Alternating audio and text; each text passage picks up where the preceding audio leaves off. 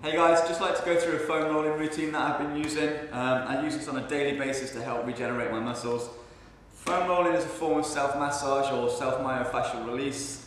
Myofascia is the muscle fascia. It encapsulates every single muscle tissue. It can get tight, it can get knotted up, bunched up, dehydrated. It is mostly water, so if you are dehydrated, your fascia will become tight. The way to think of tight fascia is, if you think about beef jerky, all dry and brittle, whereas a nice fresh steak, nice and soft and juicy, that is what your muscles should be like, guys. So, using the foam roller, guys, it's just a foam, we just massage our thighs, our backs, and whatever muscles are tight. I always recommend starting with the hip flexors. Hip flexor muscles basically attach to the spine, attach to the femur here, and if you spend a lot of time sitting down, so you have a job where you sit on your butt, desk jobs, driving jobs, stuff like that, or you spend a lot of time just sat down anyway, these muscles get notoriously tight, guys, leading to lower back pain, which eventually leads to neck pain and problems like your knees and your ankles, okay? So I'll show you the routine that I do and the follow-on. So I start with the hip flexors, then we move on to the quads, IT band, okay? So foam roll your hip flexor, guys. Place the foam roller on the floor, place it against your hip, and just lean your body weight into it, guys. And that's the start position, okay? Squeeze your tummy muscles on, use your forearms to support your body weight, and use them the opposite leg as well, guys. And all you do is you roll forwards and back on the hip flexor. So you're looking at about 6 to 8 inches from your hip bone. You're looking for, on a pain scale, guys, no more than a 5. If it's too sore, you'll never relax into the exercise. Again, you're just going to roll forwards and back. I'm just turning my hip a little bit more to get right into the side muscle, so you don't roll onto the bone, and you just concentrate on the muscle. Okay, after about 20 to 30 seconds of that, guys, you can move on to the quad. So the quad, specifically the rectus femoris, runs down the front of the leg. This also gets tight. Pretty much it's a knock-on effect, guys. If one gets tight, the other one will get tight, usually. Okay, so to do the quads, we lie on the foam roller, keep the leg that we're rolling off the floor, and then our opposite thigh is just support. Again, rolling forwards and backwards, looking for any knots, so you'll find those, guys, because it'll hurt. Any knots and adhesions, and just roll backwards and forwards on those until the pain goes down to about a 3.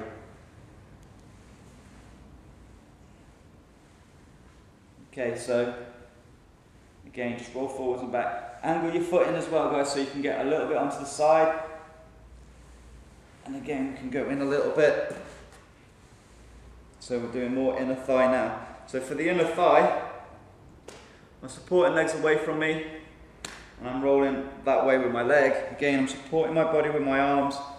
Again, just roll forwards and back. It tends to get really tight around the knee, guys. So roll.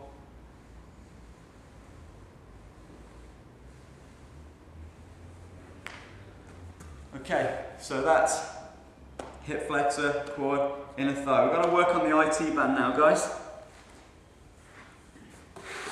So the iliotibial band ties into the knee. Runners tend to have tight IT bands. This pulls the kneecap across and it leads to runner's knee and all sorts of pain at the kneecap, guys. So my knee joint's there, hip bone's just back here. All I'm going to do is roll across, so I'm not on the knee bone itself. My supporting leg is going to come to the front. I'm using this arm as a support as well, and I'm just going to roll forwards and back. Again, looking for tight areas on these muscles. When you first do this, guys, it might be really, really sore. I've been doing this for quite a while, guys, so unless I neglect it, I don't really suffer with any pain here. Again, so rolling forwards and back. Angle in your thigh, so you're rotating your thigh to find any specific areas that might be tight on the outer edges of the muscles. Again, quite close to the kneecap again, it gets tight. So I'm just going to spend some time there, and then just a little bit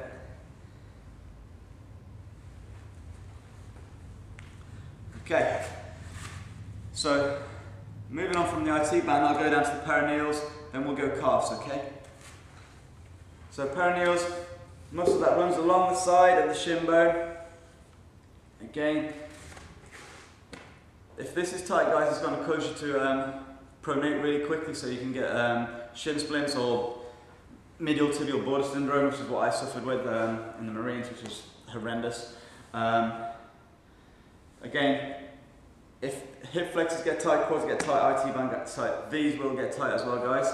So again, just like the IT band roll, just roll forwards and back. Now for me, this is not too uncomfortable, so you can put both legs on, support your body with your hands, and again, you're just looking for any uncomfortable areas. And there's just a little knot there, so you're just going to pause it on there so it dies down a little bit, and then just carry on. Okay, moving on to the calf. So obviously calves on the back. When you first start this, guys, you can start with 2 legs on. That takes away some of the pressure because you're sharing your body weight over 2 legs. Again, chest out, push your chest out, push yourself away from the floor. Don't be collapsed into your shoulders. So push up and just use your hands to pivot forwards and back. Turning your feet in and out to find where it hurts the most, okay? As you get better at this, or as your muscles get more soft and more pliable, they'll be less uncomfortable, so you can actually add a little bit more weight. So again, double stack your legs and roll forwards and back.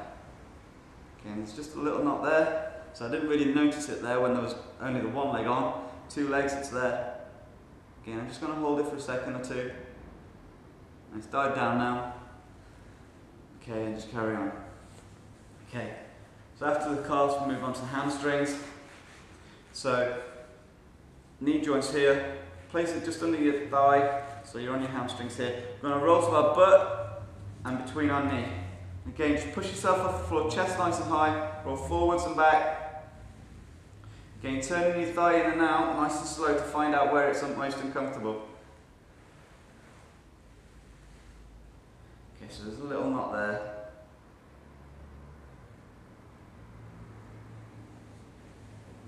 Again, just roll forwards and back. Again, you can double stack your weight onto there, just to get a deeper stretch.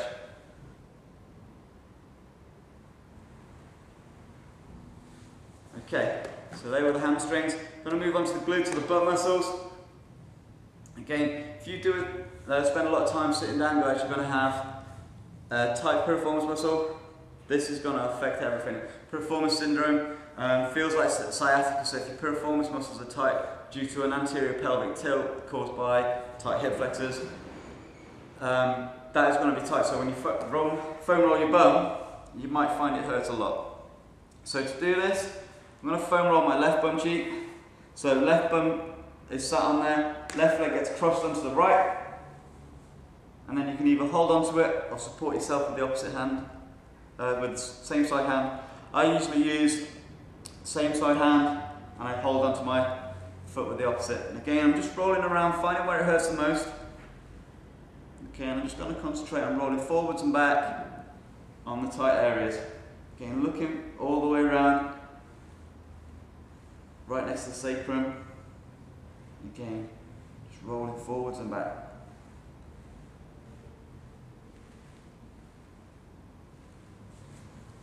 Okay, so after we've done the glutes, I move on to the back. Start with the lower back, then I move on to the full, all the muscles up and down the spine, guys.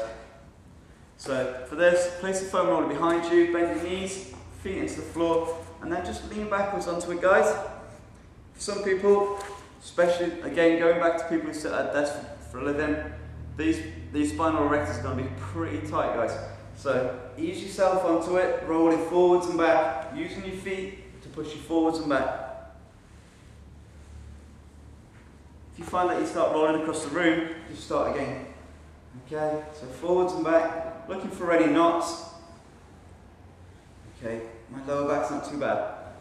So do the rest of your back, guys. It's the same principle. Lift your bum up really high so you're sort of level with your shoulders on the roller. You can support your hands, or support your head with your hands while just holding them. Don't pull onto your neck.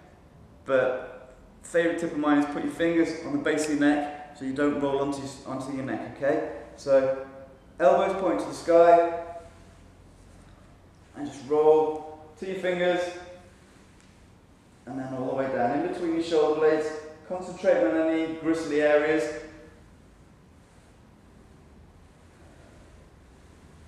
So forwards and back.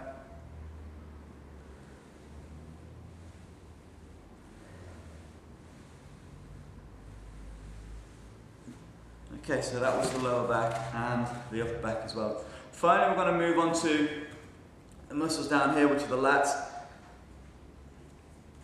Basically, grab the foam roller, place it on the floor,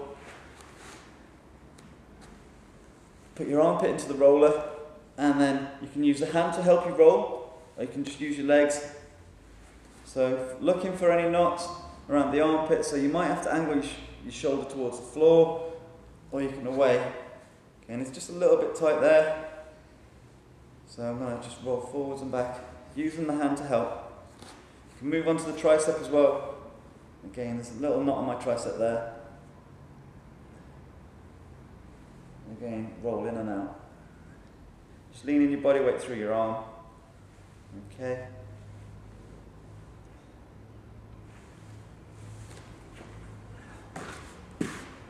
Okay guys, so that's a routine I go through. I do that one side, then obviously I do the opposite side, making sure you concentrate on any knots. There's no specific time you could do this for. It's all pain specific, so if you've got a lot of areas on your thigh that are really bad, you're going to spend more time on your thighs.